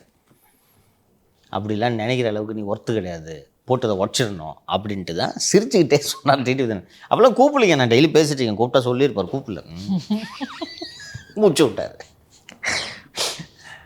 முக்குளத்தோரின் பிரதிநிதியாக நான் இருக்கிறேன், அவரை பிடிச்சி போய் ஏன் தொங்கிட்டு இருக்கிறீங்க நீங்கள் என்று அதை போட்டு அதுக்காக வேணுமென்றே தான் உடைத்து விட்டார் என்று தான் நான் புரிந்து கொள்கிறேன். இதில் விஷயம் என்னவென்றால், திரு பன்னீர்செல்வம் மற்றும் திரு தினகரன் ஆகியோர் இந்த அணியில், தேசிய ஜனநாயக கூட்டணியில் இடம்பெற வேண்டும் என்பது தான் பெரும்பாலானோரின் கருத்தாக இருக்கிறது. இன்னொன்று, ஒரு அதிமுகவுக்கு இது ரொம்ப முக்கியமான தேர்தல் என்பதால் அதிமுகவுக்கு வரக்கூடிய வாக்குகள் அத்தனையும் ஒட்டுமொத்தமாக அதிமுக அறுவடை செய்வது தான் இந்த தேர்தலில் நல்லது. அதுதான் மிக மிக முக்கியம். இப்படி வாக்குகள் சிதறியதன் காரணமாக மீண்டும் திராவிட முன்னேற்றக் கழகம் ஆட்சிக்கு வந்தால் அது யாருக்குமே நல்லதல்ல அப்படின்றத எல்லோருமே உணர்கிறார்கள். திரு டிடிவி தினகரன் அவர்கள் பேசியதிலிருந்து நாம் புரிந்து கொள்ள வேண்டிய விஷயம், எல்லாரையும் சேர்த்து ஒரு இருக்கிற அலையன்ஸ் ஒத்த கருத்துடையவர்களை ஒன்றாக சேர்த்து தான் இந்த தேர்தலை எதிர்கொள்ள வேண்டும் என்ற மனநிலையில் தேசிய ஜனநாயக கூட்டணியின் தலைவர்களும் இருக்கிறார்கள், அதிமுகவினரும் இருக்கிறார்கள். அதை உறுதி செய்ய வேண்டும். ஓபிஎஸும் முறுகிட்டு போனார்னா கூப்பிட்டு பேசுங்கள் என்பதை திரு தினகரன் அவர்கள் ஒரு அழைப்பாகவே பொதுவெளியில் வைத்திருக்கிறார் என்று தான் நம்ம புரிந்து கொள்ளும். இப்படிலாம் சொல்லிட்டு அப்புறம் அவரை அவமானப்படுத்தணும். நீ ஒன்றும் அவ்வளோ பெரிய அப்பாட்டகர் இல்லை, கூப்பிட்டா லொடுக்குன்னு போய் அங்கே உட்காந்து பண்ணுறது எனக்கு தெரியும். சும்மா சீன்லாம் போடாது, அதை பற்றி உன்னை பற்றி தப்பான நியூஸ்லாம் வரதை நான் வேடிக்கை பார்த்து கொண்டு இருக்க மாட்டேன். ஒன்றும் அவ்வளோ பெரிய கெத்துலாம் கிடையாது. பிஎல் சந்தோஷ் கூப்பிட்டாருன்னா பிஎல் சந்தோஷ் வர்றதுக்கு முன்னாடியே போய் அங்கே கமலாலயம் வாசலில் உட்காந்துருக்கக்கூடிய ஆள், நீ உன்னை பற்றி கெத்தா நியூஸ் வந்து நீ அதை மறுக்காமல் கம்முன்னு இருந்துட்டு இருக்க, அதெல்லாம் கூப்பிடலைங்க சும்மாங்க அப்படின்ட்டு உடச்சி விட்டார். இப்படி வேணால் புலம்பிருப்பார் பாருங்கள், அந்த பிஎல் சந்தோஷ் வர்றாரு, அவரை பார்க்க கூட கூப்பிடல பாருங்க என்று அவர் நினைத்திருக்கலாம். சார், இந்த அன்வர் ராஜா அவர்கள் போன்று வந்துட்டு மைத்ரி அவர்களும் வந்துட்டு ஃபஸ்ட்டு வந்துட்டு பாஜகவில் இருந்தார், அதுக்கப்புறம் அதிமுகவுக்கு போனார், இப்போ மறுபடியும் போயிட்டு திமுகவில் இணைஞ்சிருக்காரு சார். திரு மைத்ரன் அவர்கள் யாருன்னு தெரியுமா? அதிமுகவோட எம்பி, முன்னாள் எம்பி. 90களின் தொடக்கத்தில் பிஜேபியில் இருந்தார். பிஜேபியின் மாநில பொதுச் செயலாளர்களில் ஒருவராக இருந்தார். அதன் பிறகு அதிமுகவுக்கு வந்தார். அதிமுகவுக்கு வந்த பிறகு செல்வி ஜெயலலிதா அவர்கள் திரு மைத்ரன் அவர்களை 3 முறை மாநிலங்களவை உறுப்பினராக டெல்லிக்கு அனுப்பினார்கள். ஜெயலலிதா அவர்களின் மறைவுக்கு பிறகு ஓபிஎஸ் அணியில் சில காலம் இருந்தார், இபிஎஸ் அணியில் சில காலம் இருந்தார். பிறகு அவர் கட்சியை விட்டே நீக்கப்பட்டார். நீக்கியதும் பாரதிய ஜனதா கட்சியில் சென்று சேர்ந்தார். அங்கிருந்து மீண்டும் ஓபிஎஸ் அணிக்கு வந்தார். பிறகு இபிஎஸ் அணிக்கு வந்தார். இப்போது திராவிட முன்னேற்ற கழகத்தில் சென்று ஐக்கியமாகி இருக்கிறார். 2020 இறுதி, அப்போது என்கிட்ட மாப்பிள்ளை சார் வாரத்துக்கு 2 வாட்டி பேசிகிட்டு இருப்பார் என்கிட்ட. அப்போ 2020 இறுதியில் திரு மைத்ரன் அவர்கள், எனக்கு சீட்டு கொடுக்க மாட்டாங்க போல இருக்கு, அம்மா இருந்தாங்கன்னா என்னை பார்த்துப்பாங்க, டிஎம்கேக்கு போடலான்ட்டு இருக்கேன், நீங்கள் கொஞ்சம் பேசுகிறீங்களான்ட்டு கேட்ட உடனே நான் இந்த மாதிரி ஒரு மாப்பிள்ளை சார்கிட்ட ஃபோன் பண்ணி, சார் இந்த மாதிரி வரேன்றார் சார் அவர் என்று தகவலை சொன்னதும், சங்கர் வந்தவொடனே போஸ்டிங்லாம் கொடுக்க மாட்டாங்க எங்கள் டிஎம்கேயில், ஓகேவா, கொஞ்ச நாள் வெயிட் பண்ணணும், கொஞ்ச நாள் வெயிட் பண்ண பிறகு நாங்கள் வேணால் ஒரு அக்காமடேட் பண்ணிக்கிறோம், உடனேலாம் ஒரு போஸ்டிங் எதிர்பார்த்தோம், ஏன்னா அவங்க ஆட்சிக்கு வர போகிறாங்க இப்போது 20 எண்டில், அதனால் கொஞ்சம் வெயிட் பண்ண சொல்லுங்கள், அவரை வெயிட் பண்ணதாக இருந்தால் நாங்கள் எடுத்துக்கிறோம், தலைவர்கிட்ட சொல்கிறேன் அப்படின்னாரு. சார் கொஞ்ச நாள் வெயிட் பண்ணணும்னு சொல்கிறாங்க சார், உடனே எல்லாம் பதவி கிடைக்காதுன்னு சொல்கிறாங்க அப்படின்றது நான் அவர்கிட்ட கம்யூனிகேட் பண்ணேன். அங்கே போய் என்னை 10ஓடு ஒரு 11னா என்னை வந்து பின்னாடி நாற்காலியில் என்னை உட்கார வச்சிட்டாங்கன்னா அது எனக்கு அவமானம். நான் 3 வாட்டி எம்பியாக இருந்திருக்கேன் சார். நீங்கள் 3 வாட்டி எம்பியாக இருந்திருக்கீங்க, உங்களால் அவங்களுக்கு என்ன பிரயோஜனன்றதை யோசிப்பாங்களா மாட்டாங்களே? இதுதான் சார் அரசியல். உங்களுக்கு ஜாதி ஓட்டும் இல்லை, இல்லை உங்கள் பின்னாடி அதிமுககாரன் ஒரு 500 பேர் உங்கள் கூட சேர்ந்து போகிறான்னு சொன்னாலாவது கொஞ்சம் சேர்த்துப்பாங்க. அதுவும் இல்லை. நான் நேரடியாக தான் சொல்லலை, அவர் மட்டும்தான் இருக்கார், டிரைவர் கூட இல்லை. அதனால் அவர் சொல்லிட்டார் சார், அவர் சபரிசன் தான் சொல்கிறாரு அப்படின்னு சொன்னோன்னே அதுக்கப்புறம் 2-3 கட்சி மாறிட்டு வந்துட்டாருங்க. பிஜேபிங்கிட்ட அங்கிட்ட போயிட்டு எல்லாம் வந்துட்டார். இதுதான் அவருடைய செல்வாக்கு. இதையெல்லாம் தெரிந்து திமுக அவரை சேர்த்துக்கொள்வது சரியா? இல்லை, இப்போது அதிமுக வந்து பலவீனமாக இருக்குது, மேலும் மேலும் பலவீனப்பட்டு இருக்கு அப்படின்ற ஒரு தோற்றத்தை கொடுக்குது இல்லை சார்? இதுக்கு தான் செத்து நல்லா தெரியும். ஒத்த ஓட்டு தான், ஒரே ஒரு குருக்கள் அப்படின்றது திமுக தலைமைக்கு நன்றாக தெரியும். அன்வர் ராஜாவும் கிட்டத்தட்ட இதே தான். ஆனால் அதிமுக பெரிய நம்ம பலமான கட்சின்னு சொல்லியிருக்கிறீங்க பார், ஒவ்வொரு ஆளாக வந்துன்னுக்குறாங்க பார் அப்படின்னு பார்ப்பதற்கு ஒரு தோற்றம் ஏற்படும். நியூஸில் அப்படி பிரேக்கிங் நியூஸாக போடலாம். இன்றைக்கி ஒரு நாள் ஓடணும்னு வச்சுங்க. இன்றைக்கி இந்த திமுக ஊடகங்களுக்கு இன்று விவாதிக்க ஒரு பொருள் கிடைத்ததா? அன்வர் ராஜா மைத்ரேயன் பலவீனமாகிறதா அதிமுக? இன்றைக்கி ஒரு டிபேட் வைக்கலாமா? மைத்ரேயன் திமுகவில் இணைந்தது அதிமுகவுக்கு மாபெரும் இழப்பா? இப்போ ஒரு டிபேட் வைக்கலாமா? 2 நாள் ஓட்டலாமா சார்? இன்னைக்கு கன்ஃபார்ம் வைப்பாங்கன்னு நினைக்கிறேன். 2 நாள் ஓட்டலாமா? இதை வச்சு இவ்வளோ நாள் இந்த ரெட்டலை போட்டு உருட்டிகிட்டு இருந்தாங்க. ரெட்டலை கதை முடிஞ்சு போச்சு, ஒன்றும் ஆகாதுன்னு தெரிஞ்சு போச்சு. ஓபிஎஸ் கிட்டத்தட்ட போய் திமுகவில் சேர்ந்துட்டாரு. இப்போ ஏடிஎம்கே வீக்காக இருக்குன்னு காட்டுறதுக்கு என்ன தான் பண்ணுறது? சரி, பிஜேபி மற்றும் அதிமுக கூட்டணியில் மோதல், கூட்டணி ஆட்சி குறித்து இவர் இப்படி ஒரு கருத்து, அவர் இப்படி ஒரு கருத்துன்னு ஒரு 4 நாள் ஓட்டினாங்க. அது முடிஞ்சு போச்சு. உடியா போங்க அப்படின்ட்டு அவங்க பாட்டு வேலை செய்ய ஆரம்பிச்சிட்டாங்க. இப்போ என்ன தான் பண்ணுறது? அதுக்கு இன்றைக்கி ஒரு கண்டென்ட் கிடச்சிதா? இப்போ அவங்களோட அந்த நிலையத்தவான்களாக இருக்கக்கூடிய அந்த யூடியூப் சேனல்கிட்டெல்லாம் சொல்லணும்னா கூப்பிட்டு வரிசையாக திரு மைத்ரேயன் அவர்களிடம் பேட்டி வாங்கி போடலாமா? நீங்கள் தான் யூடியூப் சேனல்லாம் இருந்திருக்கீங்களேம்மா, கெஸ்ட்டு கிடைக்கிது எவ்வளோ கஷ்டமா பொலிட்டிக்கல் சேனலுக்கு? இப்போ ஒரு மைத்ரேயனை ரெகுலராக கூப்பிடலாமா? அன்வர் ராஜாட்ட சொல்லிட்டாங்க, எல்லா இடத்துலையும் போய் பிஜேபி ஏடிஎம்கே அடிமையாக்கிருச்சு, எடப்பாடி சிஎம்மாக இல்லையான்றதே சந்தேகம். இப்படி நீங்கள் போய் பேட்டி கொடுங்க. ஒரு பேட்டிக்கு 25,000 வருது. நாங்கள் கொடுத்துட்றோம், போய் சேனலில் கேட்காதீங்க, சேனலில் எங்கிட்ட வாங்கி நடத்திட்டு இருக்காங்க, அங்கே அவங்க தரமாட்டாங்க, நீங்கள் போய் இப்படி பேசுங்கன்னு அவர்கிட்ட ஒரு பேக்கேஜ் பேசிட்டாங்க. இவர்கிட்டையும் இப்படி ஒரு பேக்கேஜ் பேசியிருப்பாங்க. அன்வர் ராஜா அவர்கள் அப்படி தானே சார் சொன்னார்? அன்வர் ராஜாக்கு தான்ப்பா சொல்கிறேன் நான். அன்வர் ராஜா சொன்னாரா? அதான் இப்போ இனிமேல் இவங்களெல்லாம் இப்போ யூடியூப் கெஸ்ட் ஆகிட்டாங்க. அந்த 10ஓட 11 இல்லை 11வது கெஸ்ட்டு இருப்போம். ஸோ ஒரு ஆப்டிக்ஸ் பார்க்குறதுக்கு எப்படி தெரியுது? ஏடிஎம்கே வீக் ஆகிட்டே போகுது அப்படின்ற ஒரு தோற்றம் ஏற்படுகிறது அல்லவா? அதற்காக சார் இதுக்கெல்லாம் தங்கமணி அவர்கள் வந்துட்டு ஒரு அதிமுகவில் ஒரு பெரிய முகம், ஒரு தளபதி அப்படின்னு சொல்லலாம். இப்போ அவரு வந்துட்டு திமுகவுக்கு போகிறதா செய்தி வந்திருக்கே சார். போயிட்டாரா? இந்த போகிறதா செய்தி வந்திருக்கு சார். அதாவது மைத்ரேயனை தொடர்ந்து அவரும் போகிறாரு அப்படின்னு சொல்லிட்டு, ப்ளஸ் வந்து அவர் எதுவுமே இது வரைக்கும் மறுப்பு தெரிவிக்கல. சரி, ஒருத்தை சொல்கிறேன், மறுப்பு தெரிவிக்கும் நிலைமையில் அவர் இல்லை. 2-3 நாட்களாக திரு தங்கமணி அவர்களுக்கு உடல்நிலை சரியில்லை. ஒரு சின்ன ஆப்ரேஷனு, அதையும் சொல்லிடுறேன். ஹாஸ்பிட்டலில் இப்போது நான் பேசும் இந்த தருணத்திலும் திரு தங்கமணி அவர்கள் உள்நோயாளியாக அனுமதிக்கப்பட்டு சிகிச்சையில் இருக்கிறார். இந்த ஒரிஜினல் அதிமுககாரன்னு சொல்லுவாங்கள்ல, தங்கமணிலாம் அந்த கேட்டகிரி, புரியுதுங்களா? இந்த உடம்புல இருக்க ஒவ்வொரு செல்லும் திமுக எதிர்ப்பு என்று அதுவாக பேசும். அது மாதிரியான அதிமுக நபர் திரு தங்கமணி அவர்கள். ஒரு நாளும் கட்சியில் நிறை குறைகள் இருக்கலாம், மனக்கசப்புகள் இருக்கலாம், குறைகள் இருக்கலாம். அவருக்கு அப்படி எதுவும் இருப்பதாகவும் தெரியவில்லை. அவர் இந்த மறுப்பு தெரிவிக்கலைன்னு சொன்னீங்களா, அதற்கு இதுதான் காரணம். அண்ணா திராவிட முன்னேற்றக் கழகத்தின் முக்கியமான தளபதிகளில் ஒருவர் திரு தங்கமணி. அவர் நினைத்து கூட பார்க்க மாட்டார், சரிங்களா? இந்த மாதிரி நான் திமுகக்கு போகிறேன் அப்படின்றதெல்லாம் நினைத்து கூட பார்க்க மாட்டார். வந்தால் சேர்த்துப்பாங்க. உங்களுக்கு யூடியூபர் எல்லாமே சேர்க்குறாங்களே, அப்புறம் ஒரு தங்கமணிலாம் வந்தாங்கன்னா உங்களுக்கு எவ்வளோ பெரிய கிரெடிட் அது. தங்கமணிலாம் வந்தால் உண்மையிலே நான் சொல்கிறேன், இட்ஸ் அ ப்ரைஸ் கேட்ச், ஓகேவா? தங்கமணி போகிற மாதிரி இருந்தால். ஆனால் அடிப்படையற்ற செய்தி அது. ஏன் சார் இப்போ இது ஒரு செய்தியாக வருது? நரேட்டிவ் செட் பண்ணுறது தான். இப்போ நீங்கள் இதை பார்த்தோன்னே உங்களுக்கு என்ன தோணும்? ஓ, முதல்ல அன்வர் ராஜா, மைத்ரேயன், ஓ அடுத்து தங்கமணி, ரைட்டு, அவ்வளோதான், கலக்கிறது அதிமுக என்ற எண்ணம் வரும் அல்லவா? அது போல் இருக்கலாம். திமுகவே ஏன் பிளான்ட் பண்ணியிருக்கக்கூடாது? பாசிபிள் இல்லை. இன்றைக்கி இவர் போட்ட சாட் நாளைக்கு வேலுமணி போடுங்கன்ட்டு சொல்லலாம்ல. அதிமுக தொண்டர்களிடையே ஒரு குழப்பத்தை ஏற்படுத்த இது உதவும் அல்லவா? இப்போ நான் இப்போது விரிவாக பேசிட்டேன். நீங்கள் ஒரு சாதாரண அதிமுக தொண்டன் டெய்லி செய்தியை பார்த்துட்டு இருக்கும்போது என்ன நினைப்பீங்க? அப்போ அம்மா பீரியடில் எம்பியாக இருந்தவர் அன்வர் ராஜா அவரும் போயிட்டார். அம்மா பீரியடில் 3 வாட்டி எம்பியாக இருந்தவர் மைத்ரேன் அவரும் போயிட்டார். அடுத்து தங்கமணி போகிறதா சொல்கிறாங்க. எடப்பாடியோட தலைமையில் கட்சி வலுவாக இல்லை அப்படின்னு இந்த தொண்டை நினைப்பானா நினைக்க மாட்டானா? இப்படி எதிரி கூடாரத்தில் குழப்பத்தை ஏற்படுத்துவது தானே இன்னொரு எதிர்க்கட்சியோட வேலை. உங்களுக்கு இந்த நேற்று இந்த திருமதி பிரேமலதா அவர்கள் இரும்பு பெண்மணி அப்படின்ட்டு ஜெயலலிதா படத்தையும் இவங்க படத்தையும் பக்கத்தில் போட்டுக்கிட்டாங்க. அந்த இரும்பு பெண்மணி இவங்க கட்சியை என்ன பண்ணாங்கன்றது திருமதி பிரேமலதா அவர்கள் பின்னோக்கி பார்க்க வேண்டும். சட்டசபையில் நாக்கை கடித்தார் என்ற ஒரே காரணத்துக்காக கட்சி இருக்கவன் தானே நீ நாக்கை கடிக்கிற, கட்சியே இருக்குது அது பார்க்குறியான்ட்டு கிட்டத்தட்ட 9 எம்எல்ஏக்களை ஒவ்வொருவராக தூக்கினார்கள். அன்னைக்கு உழுந்த கட்சி அதுக்கப்புறம் இன்றைக்கி வரைக்கும் எந்திரிக்கல இல்லையா? அவங்க படத்தை போட்டுக்கிறாங்க. அதுபோல் ஒரு கட்சியோட வேலை மாற்று கட்சிகளை பலவீனப்படுத்துவது, குழப்பத்தை ஏற்படுத்துவது, பொய் பிரச்சாரங்களை கட்டவிழ்த்து விடுவது. இது எலெக்ஷன் ஸ்ட்ராட்டஜி தான், அரசியல் இதை செய்யணும். அதுவும் தேர்தல் நெருக்கத்தில் இது மாதிரி பல விஷயங்கள் கிளம்பும்.